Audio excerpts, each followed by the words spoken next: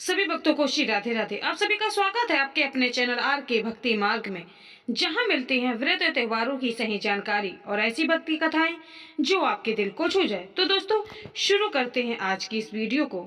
दोस्तों, आज की यह कथा केवल सुनने के लिए नहीं बल्कि अपने जीवन को समझने के लिए है।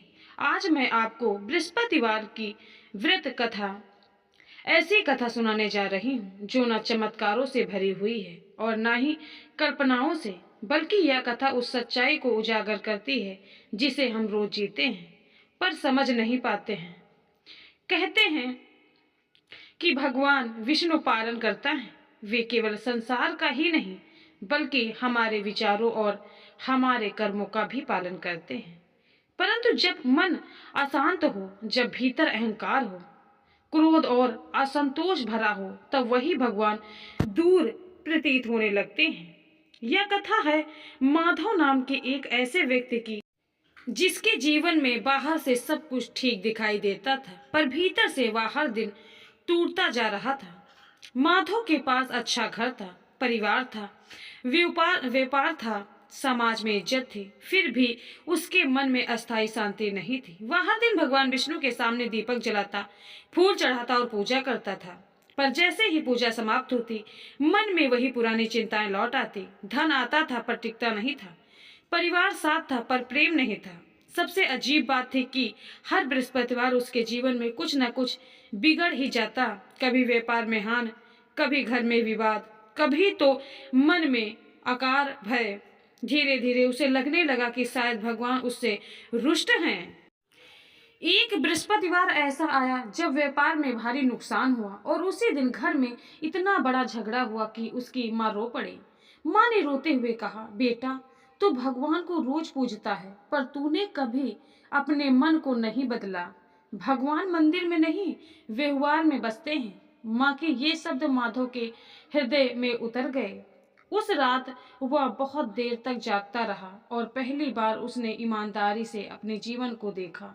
उसे समझ आने लगा कि उसकी पूजा में श्रद्धा कम और अपेक्षा अधिक थी। अगले बृहस्पतिवार माधव ने कुछ अलग किया। वह मंदिर नहीं गया बल्कि एक पुराने शांत मंदिर के बाहर बैठ गया। न हाथ में फूल थे, न तो दीपक, न ही कोई दिखावा, बस मौन बैठा रहा। तभी वहां एक वृद्ध ब्राह्मण आए। उनका स्वर शांत था, आंखों में करुणा थी। उन्होंने माधव से पूछा, आज बृहस्पतिवार है, पूजा नहीं करोगे? माधव ने कहा, पूजा तो मैं वर्षों से करता हूँ पर जीवन नहीं बदला। ब्राह्मण ने मुस्कुराकर कहा, तुम भगवान को देने आते हो पर क्या कभी आपने दोष उन्हें सौंपने आए हो? ब्राह्मण ने माधव को कोई मंत्र नहीं दिया, कोई कठिन नियम नहीं बताए। उन्होंने केवल इतना कहा कि अगले 7 बृहस्पतिवार वह अपने कर्मों, अपने स्वभाव पर ध्यान देगा।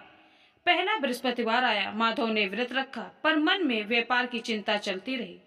दूसरा बृहस्पतिवार उसने दान दिया पर दान के साथ अहंकार भी आ गया। तीसरे बृहस्पतिवार उसने कथा सुनी पर दूसरों की गलतियां गिनता रहा। हर बार पूजा हुई पर मन नहीं बदला। चौथा बृहस्पतिवार माधव बहुत थक चुका था। उसी दिन वृद्ध ब्राह्मण फिर मिले और बोले, आज व्रत मत रखो, आज किसी भूखे को भोजन कराओ और किसी अपने को क्षमा कर दो। माधव ने पहली बार बिना शर्त किसी को माफ किया। उस दिन उसे भीतर से हल्का महसूस हुआ। पांचवें बृहस्पतिवार उसने भगवान से कुछ मांगा नहीं, केवल कहा, हे भगवान विष्णु, मेरे मन को शुद्ध कर दीजिए। छठे बृहस्पतिवार को उसके जीवन में धीरे धीरे सुधार आने लगा। रुका हुआ काम बनने लगा, घर में शांति आने लगी और मन का भय कम होने लगा। सातवें बृहस्पतिवार वही वृद्ध ब्राह्मण मन अंतिम बार आए। उन्होंने पूछा, अब क्या बदला? माधव ने कहा, दुख पूरी तरह समाप्त नहीं हुए पर अब उनसे डर नहीं लगता। ब्राह्मण बोले, यही भगवान विष्णु की कृपा है। वे पहले मन को मजबूत करते हैं, फिर परिस्थितियां बदलती हैं।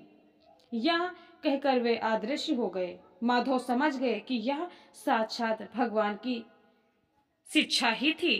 दोस्तों, बृहस्पतिवार का अर्थ केवल पीला वस्त्र पहनना नहीं या कथा सुनना नहीं है। इसका अर्थ है अपने भीतर गुरु तत्व को जगाना, अपने व्यवहार को सुधारना और अपने अहंकार को त्यागना।